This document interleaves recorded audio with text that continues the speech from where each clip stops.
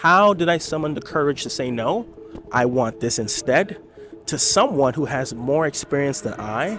So I was recently approached by someone who wants to partner with me in my email marketing agency, my business. Now, to be completely candid, this individual is further along than I am, and I stand the chance to gain a lot, not the least of which is knowledge on how to build and scale my own business in the same field of work that we work in. So after a few conversations, it seemed like there was real interest and opportunity to work together, and all I was left to do was to develop and sign an agreement.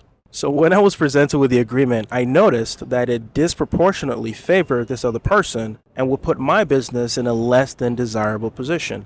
As much as there would be benefits to still partnering financially and otherwise, I realized that those short-term benefits would quickly sour when set against the backdrop of how my own business would essentially be crippled.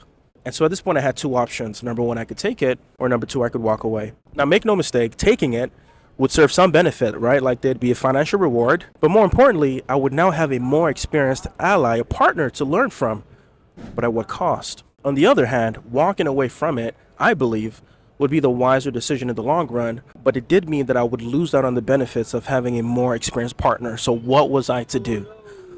I realized there was a third option, one that is perhaps more difficult than the other two. Negotiate.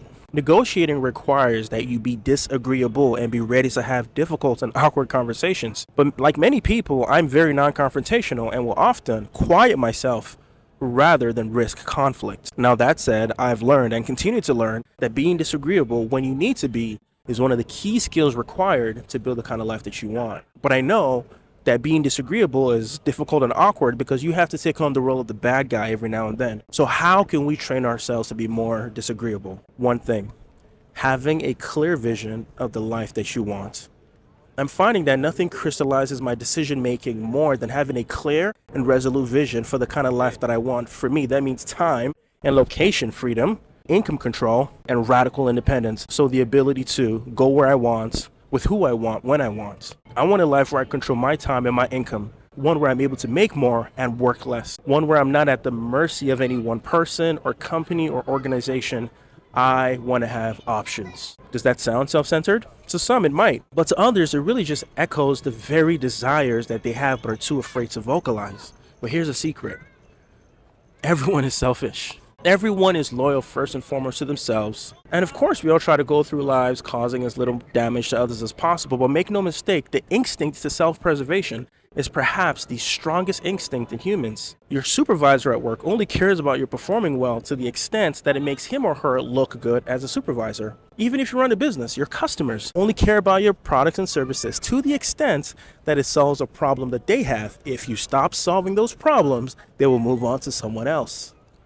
I know it sounds bleak, but it's as simple as that. It's a simple truth. Humans are fundamentally selfish and will look out first for their own interests. So when I was presented with this agreement, it made sense to me that this individual would stack the deck in their favor. Why? Because they care about themselves first and foremost. I wasn't even angry. I just saw it for what it was. Self-interest. So my job was to do the same, to push back and renegotiate the terms that disproportionately disadvantaged me and my business, being ready to walk away if my terms were not met. Again, how did I summon the courage to say no? I want this instead to someone who has more experience than I. I have a laser clear vision of my values and the kind of life that I want to build for my family and I. Anything and anyone that does not align with that, I will part ways with, no matter what other benefits they might present. When you are clear on your goals and vision, saying no to things and people and opportunities that don't align with those becomes quite easy.